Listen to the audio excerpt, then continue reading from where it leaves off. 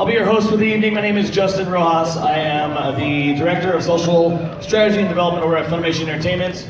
You may have seen me at various other Dragon Ball events in the past, on screen for the Dragon Ball Z Resurrection film, and I'm really honored to be here again with you guys today. Really also excited to not just talk to you guys right here, but talk to y'all on Twitch. For our Twitch watchers, hey, what's up Twitch? Everyone say hey, what's up?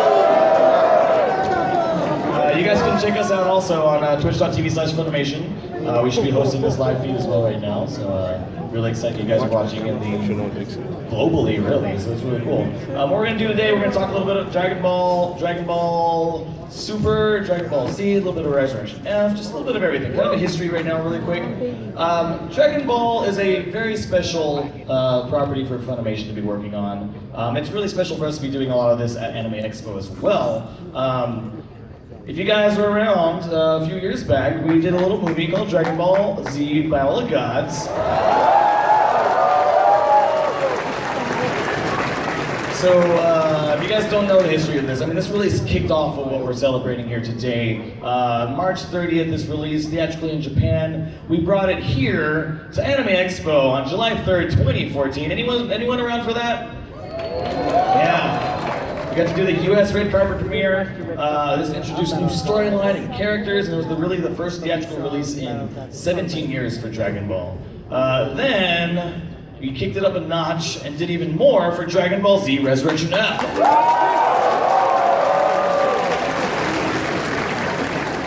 We brought back Frieza, we premiered that. We actually did the world premiere here in Hollywood with Funimation and Toei Animation, of course. They're great partners of ours. They've been able to really reinvigorate this Dragon Ball audience to do lots and lots of awesome things, and we're really excited to be doing a lot of stuff with them, especially this movie. When we released it here on August 4th, 2015, we did the North American limited theatrical event, and we broke box office records.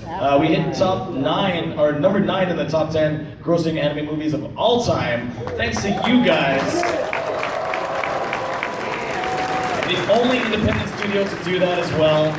And we also knocked out the Wind Rises and Hell's Moving Castle. We bumped those guys down just a little bit. So that's the power of Dragon Ball. You can kick Batman down, thanks Christian Bale, down a little bit there. So what we're talking about here today, guys, we're talking about something that spawned out of all of this, a new series, Dragon Ball Super. Yep, that's it. There we go, Dragon Ball Super. So this launched actually in Japan on June the 20th. And then we brought it here and broadcast the English dub on Toonami on January 7th this year. And so we're continuing that and releasing the Part 1 Blu-ray and DVD also, and Part 2 coming soon here. If you guys have been watching Dragon Ball Super, then you know it's pretty awesome, and we're really excited to be getting into a lot of the different arts. Not only does Funimation work on the dub and the home video release, but we are also simulcasting the series too on Funimation.com. So if you guys haven't checked anything out from Dragon Ball Super, let's take a look. Goku has left to train on King Kai's planet, while across the far expanse of the universe, something very strange and very troubling appears to be sharpening its claws. Tell you what, I'll only take half. Another planet has been decimated. Just what could be happening up there? It's only been 39 years. Lord Nearest the Destroyer has awoken. Eternal Shinron, by your name I summon you forth! Unbelievable. When I finally get to meet a Super Saiyan God, it would appear so. How cool! You want to see the real power of a Super Saiyan God? And that's what you'll get! Out of all the ways for Super Saiyan God, resurrection yours! Wow, it's awesome! Yeah, you can do it, Dad! Goku! Never once done it. Brace yourself!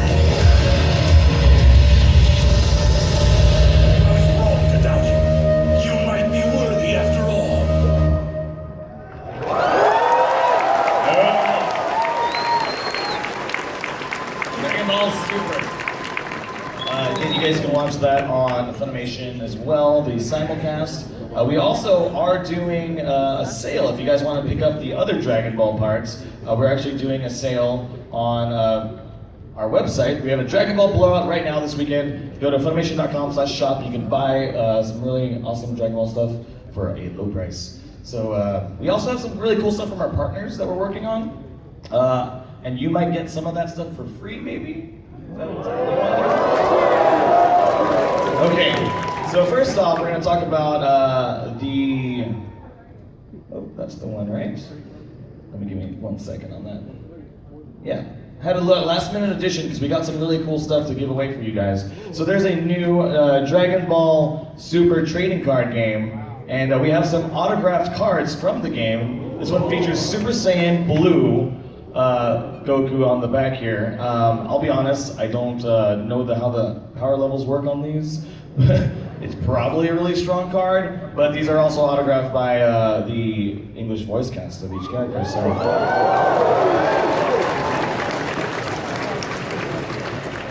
we're gonna give away the starter packs here, and we're gonna do that via social media. So we have a hashtag that's been on all of our Funimation panels. If you use the hashtag FunAX17, we're going to be picking some tweets and posts from Instagram that are happening during this time slot. So if you guys are watching online as well, you can participate along on Twitter. Use the hashtag FunAX17 for a chance to win some of these things and maybe some more stuff. Like some awesome figures from our friends over at Bandai. These premiered. We got the Anime Expo convention exclusive here of the Super Saiyan Goku, as well as the additional figures here, and the full line is going to be available this fall. And maybe we'll even give away a set of these here for you guys in the room later. So stick around, okay? This is a really amazing year for Dragon Ball in general. So much stuff coming out with Super, just being the tip of the iceberg. We're actually working with our friends over at Bandai Namco. They're releasing Dragon Ball Xenoverse 2 coming to Nintendo Switch this fall. For you Switch users. Yeah, check that out. It's very soon. And something I was really stoked for. I was back here earlier this month, or last month now, for a thing called E3. Anybody go to E3? At E3, they premiered this Dragon Ball Fighters. New fighting game, 2D fighting game. This game is amazing. I can play it a little bit. It's really fun. The characters and the animation look so good. It's like you're playing the anime for real. Have you guys seen this yet? Has anyone not? Well, now you can. Here, I'm going to play a trailer for you.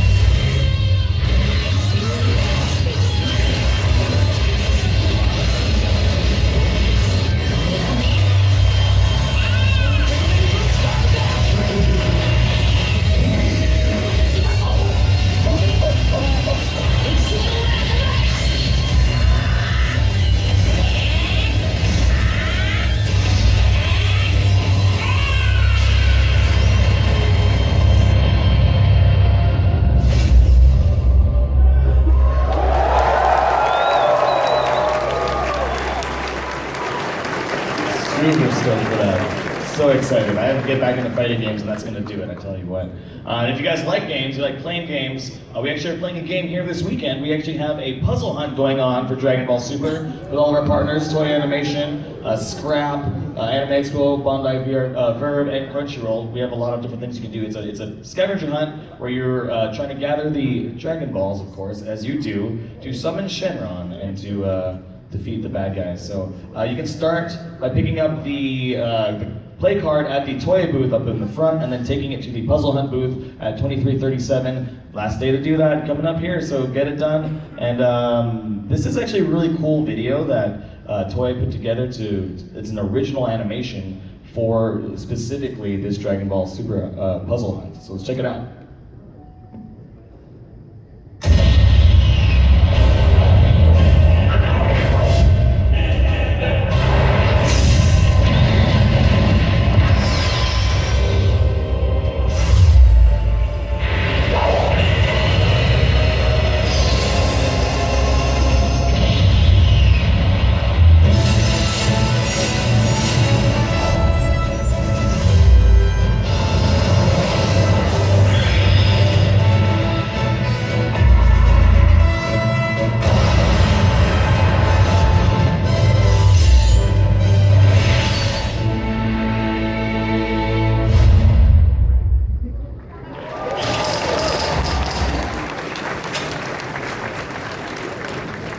All right, enough watching videos.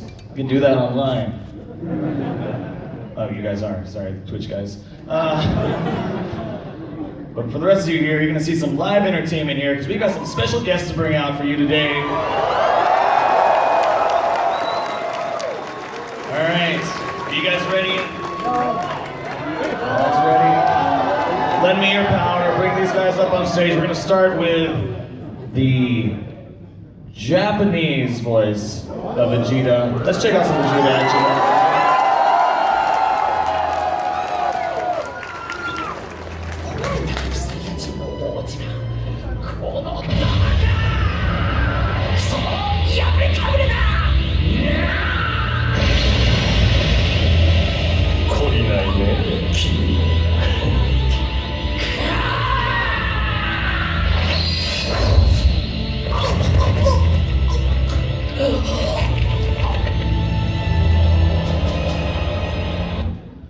Welcome to the stage, Mr. Ryo Horikawa, the Japanese voice of Vegeta!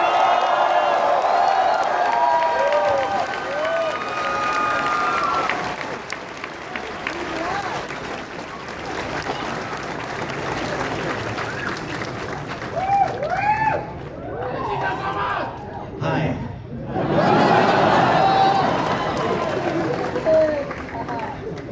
Kakaroto! スーパーエリートのこの森に遊んでもらえるんだ。ありがたく思え。Which means a lot of fighter like you can be opposed to the super elite warrior like me. Rejoice.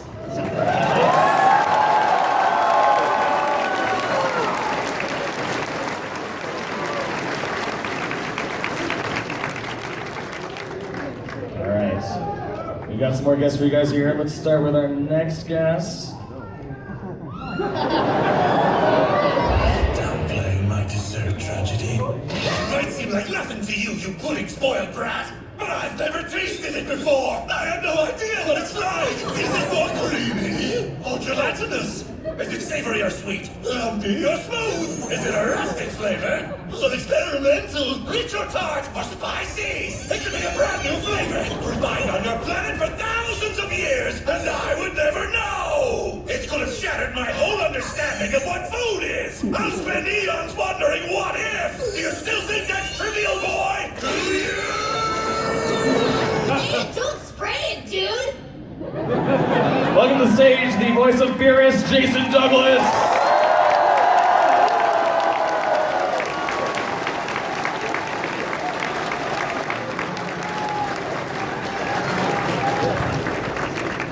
Hey guys, how are you? I'm so thrilled to be here. We have a couple more guests for you guys. Next up,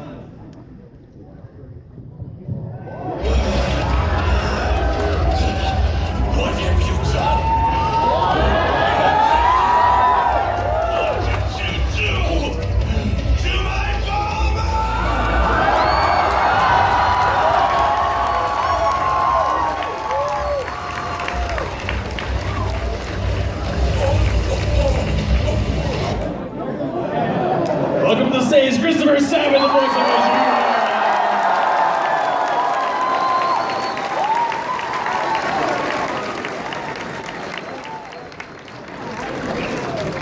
Wow, you guys are nice! I felt such an urge to step out on stage and try and copy everything he was doing, because I've been doing it for the last 18 years, so. I can't say it! I have a terrible memory! Definitely last, but not least. But that might be an insult to your power, your destroyerness.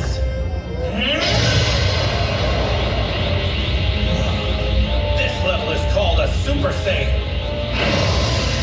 Interesting. So you relied on this to combat Frieza, and you do seem to have powered up a little bit. As I said, attack when you like. I can't believe this is happening. Would you like to share some of this lunch while we wait? Let's get one thing clear. I don't want you holding anything back in this battle, because I'm giving you all I've got. Yes, please do. Welcome to the stage, the voice of Goku and King Kai, Mr. Sean Schimmel.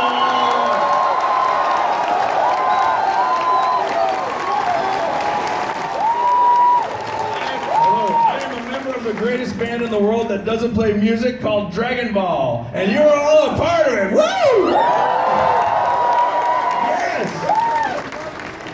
Thank you. Love you. Even though I don't know you that well. So today we have a very special Dragon Ball Super panel here, presented by Toy Animation and Funimation. One more big round of applause for all of our special guests here on stage.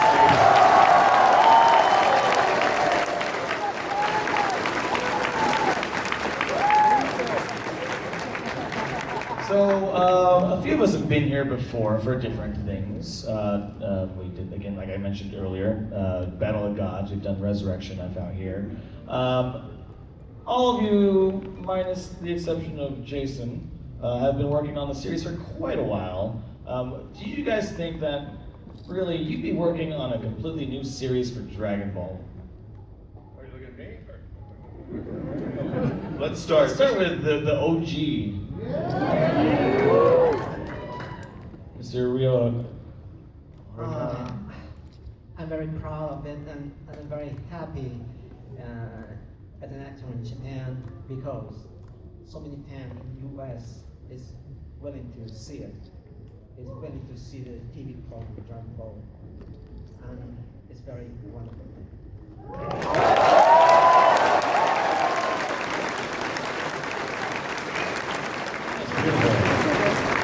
I totally agree. Yeah, I did not expect this either. I wake up every day and still think it's a dream, 18 years on. Then I also realize I have to go to work and scream a lot. Then I dread it a little bit. Then I get excited. And then I get to work. And then I argue with Chris a little bit. Then we have a battle. Then we record. And then we make a show. And then we go to Anime Expo. So it's the best job in the world. And thank you so much for that.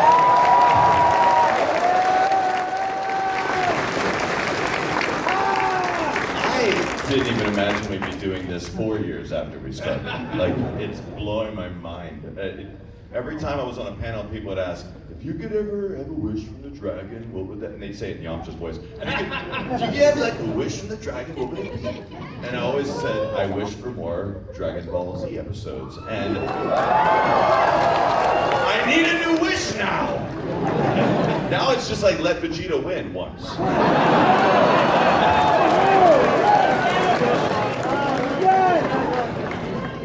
When I started doing anime almost 20 years ago, these guys were at the same time starting to do Dragon Ball. And I think I never dreamed that I would be a part of it because it was not in my backyard. And when I came up and started working with Chris and these guys, and I got invited to be a part of the team, really it was, I want to say it was kind of like a dream come true, because it's one of the best written and best conceived shows out there, and it's just an honor to be a part of it. Absolutely.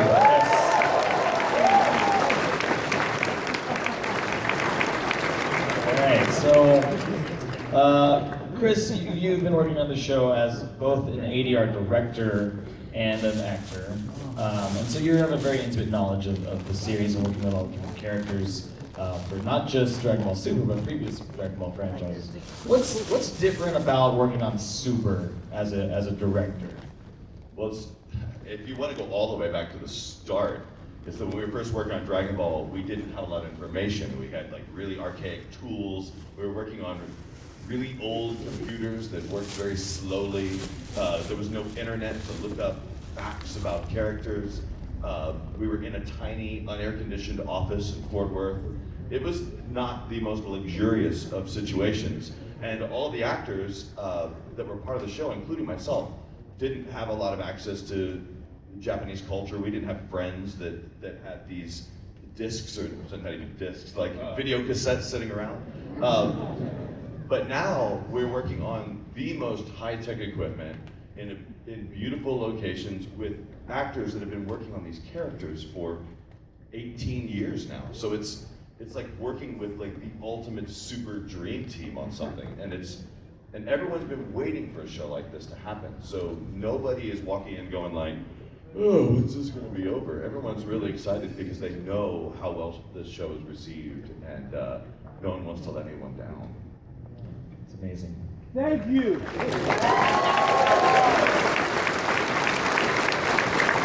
So I did mention Jason, you're being the newest addition to the Dragon Ball cast here, and joining. You kind of shared a little bit of your thoughts about this already. Joining this huge international franchise, but not only that, the role of your character is a very important one, and it's really a catalyst for starting this new series. What's that like? Well, you know, it's interesting. I was coming in. I had done King Cold for DBZ Kai, and then Chris brought me in to do a role for Borderlands 2, and then he brought me in to read for Beerus. And at the time, I don't think, at least I didn't have a clear idea that this was going to be such an important ongoing character of the franchise. But I just thought there was such an interesting and clever way that he was conceived and drawn, and it really gave me, I think, a lot to work with. And then as time went on and it became evident that Beerus was going to play an important role, I really started to kind of invest myself, because I had a lot of catching up to do. You know, like these guys have been working on this for so long, and I realized if I'm going to play on these guys' level, I really have to ramp up my game. So I think I'm grateful, because I feel like it's brought a better actor out of me just by getting a chance to do this role. Did Chris, like, when he offered you the role, I don't know if you knew, but he was like, oh, it's a great part, and then he kind of mumbled under his breath, oh, also your vocal cords are going to bleed. But other than that, it's great, it's going to be great. Yeah, totally. I was used to doing those characters, but it's funny because it was probably, I seem to recall it was kind of underplayed, like, yeah, we've got this character for you, and I think it's up your alley. You kind of sound like the guy that, you know, does it in the Japanese, and so I think you could do it. You were pretty good when you did the role for the video game, so I'd like you to just give it a shot, see what you think. And I remember Jason going like, oh, He does a scary good impression of it. I was totally worried, because I was like, if this guy sucks, like there's a new, you kind of get territorial about it. You're like, I've been working with the show with these guys for so long, there's a new guy in. Who's the new guy, right? Oh, Sean had lots of conversations with me about it. I was very worried about it, and I was just, I didn't hear Jason's work, I don't think, until I saw the premiere. Because I either recorded for him, and I was just absolutely blown away, and it's a huge sigh of relief. And I was like, oh shit, this guy actually might make me have to be a better actor for this movie, because he's really good. I wanted a really good actor, I just didn't want that good actor. And I don't think I can kill him because he's bigger than me. No, he's amazing, and I was just been so thrilled. In fact, when I record Super now, I try to read myself in when he has a line before me, because if he's not recorded doing my Beerus impression, and it's terrible, and it's just a fun voice to do. I just feel like you got a whiskey and a tonic and a cigar or something. It's like, you know, yeah, we do. I mean, it's required for every session. So that brings me to the length of doing this is a question for Sean. I feel like that with Super and with the feature length films, that Goku has had more character development in probably this than he has had in all 291 episodes of Dragon Yes, Ball. and it's only like a 1% development. Oh, you have a question? Go ahead. So yeah, no, that's exactly. How do you feel about the progression of Goku in the new Well, series? it's important to note that Goku. I don't believe that Goku, at least the way I glean the information from watching it, and getting a translation, is not a character that is designed to. He's always representing the beginner's mind. But so he's not designed necessarily to evolve as a person as much as he is a fighter, and so he tends to have this beginner's childlike mind the entire time. But what I thought was fascinating about Super is all the other facets and aspects of Goku we get to see, like him dealing with a cell phone, and being a radish farmer, and then doing the cabbage thing with Piccolo. I'm like, oh, this is fun. And then he's taking his tractor with him. For some reason, he has to fly with his tractor. And then he forgets it. He's got to figure out how to be a fighter of politics just so he can train with Whis, which he's terrible at. I guess these would be growth points, but I think there were always things that were inside Goku that we just never got to see. So I think Super will probably go down as the definitive series as time goes on, because it has so much of Dragon Ball in it, so much of Dragon Ball Z in it, and it's just such the perfect amalgam. But for me as Goku, and just having these little insights, or Goku might damage his chi in that one episode, and then the introduction of Goku Black, for me is like, oh my god, oh, this is great. I get to do some really cool evil stuff too, and I get to do what he's been having fun doing this whole time, and he's been having fun doing this whole time, and I don't have to be like happy-go-lucky guy all the time, which is fun, but the choice words are his and his. He gets the fun lines. Even Beerus gets the fun lines. So, but I get to do the power screams, and that's painful but really rewarding and fun once you see it. And, Cool. And I'm always trying to make you guys freak the hell out. So I just want you to feel the power.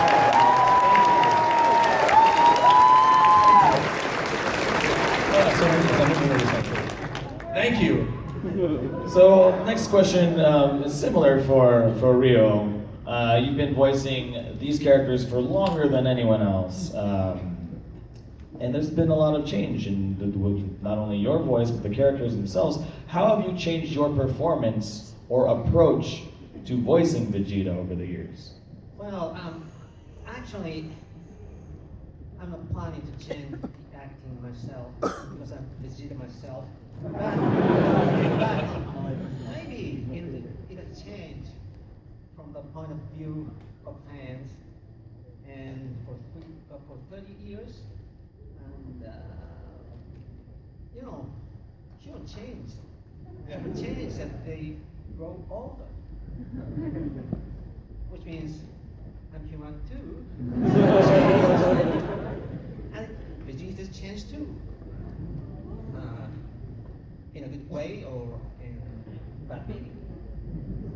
So however, I like to fight against this job and my role constantly in a senior way. Not to forget the fresh feeling to the drop. That's it.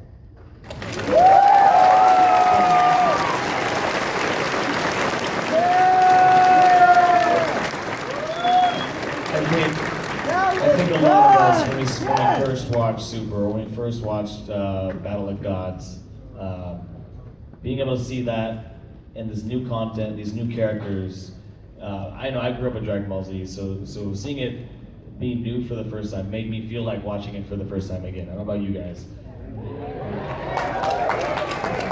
How many of you actually got your start in Dragon Ball with Super? Anybody with Super? Or the movies. Specifically? Or the movies, sorry, yeah, the movies or Super. One guy. Wow. One person. Come on down.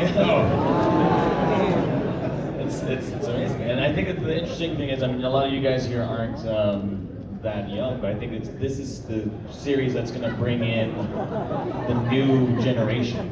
I mean, this is probably not the most accurate cross-section of everybody who loves Dragon Ball Z. These are people who love the culture of Dragon Ball Z and love Japanese culture, but I do see when we go to just pop culture conventions where half of them don't even realize it is a Japanese show, I'm seeing more and more people that actually are starting the whole series with Super. They're introducing their kids to this series with Super, and there's this whole generation loop happening where parents are introducing this to their kids. Oh, they're not just introducing them. I meet parents that are like, no, they have to watch it. I'm indoctrinating them with Dragon Ball. And the kid's like, Do we have families in the audience?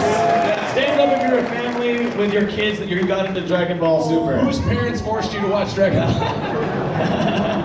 Right here? Yeah. Yeah, you make them, even if they hate it. Eat your Dragon Balls. How many of you will force your children to watch Dragon Ball? Against their will.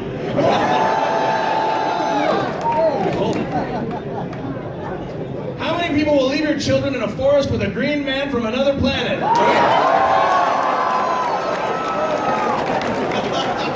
Unsupervised. Please think about that very carefully. Yes, please. I'm referring to Piccolo. This is a metaphor, not anything else.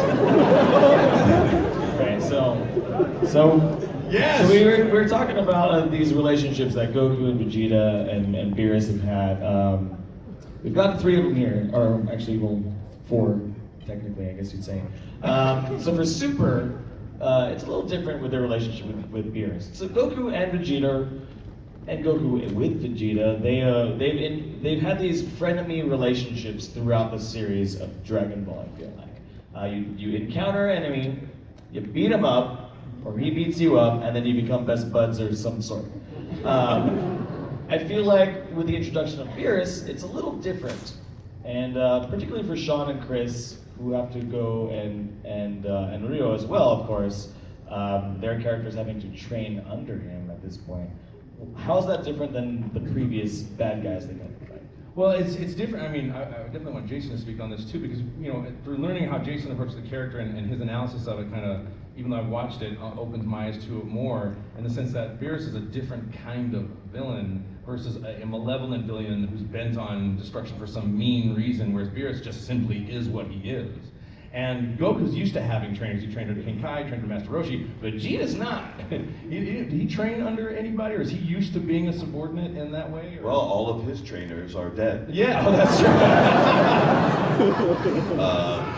I don't kill One my of trainers. his trainers, that might have been Frieza perhaps, killed him once. So he's had a little more rough, but it is funny in the way that Vegeta treats the training, because he takes it very seriously, and Goku can't hold his own urine on the trip there. Can't, no. So Rio, do you have any thoughts about the relationship of Vegeta and Beerus as well?